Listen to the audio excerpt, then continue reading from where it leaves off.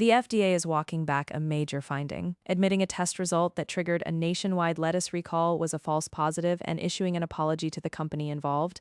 But the Cyclospora outbreak that has sickened thousands is very much real, and investigators are essentially back at square one. On July 20th, the agency announced its initial positive test for Cyclospora on Taylor Farms' iceberg lettuce was a false positive caused by a PCR testing error.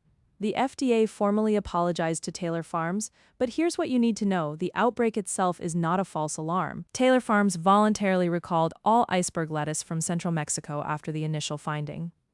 That product reached 27 states, including Taco Bell locations in 5 states. The map shows just some of those: Indiana, Kentucky, Michigan, Ohio, and West Virginia, and the recall remains fully in effect because the contamination source has not been found. Epidemiological traceback had converged on Taylor Farms de Mexico, prompting both the recall and the initial FDA testing. Now, with that positive result withdrawn, investigators are starting over. No confirmed food source, no explanation for how thousands of people got sick. Here's how this unfolded. The outbreak was first detected in May. Epidemiological work pointed toward Taylor Farms. The FDA reported a positive test, and the company recalled product across 24 states. Then last week, the agency walked it back. A lab error. The investigation remains open with no confirmed source. The FDA has not identified where the contamination actually originated, and the agency says it regrets the error.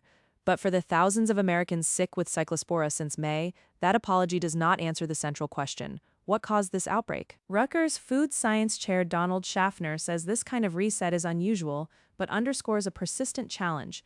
PCR testing is fast and sensitive, but it can produce false positives when not properly confirmed.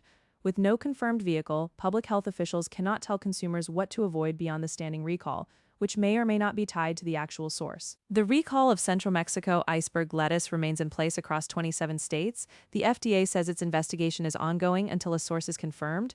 The question of what sickened thousands of Americans has no answer.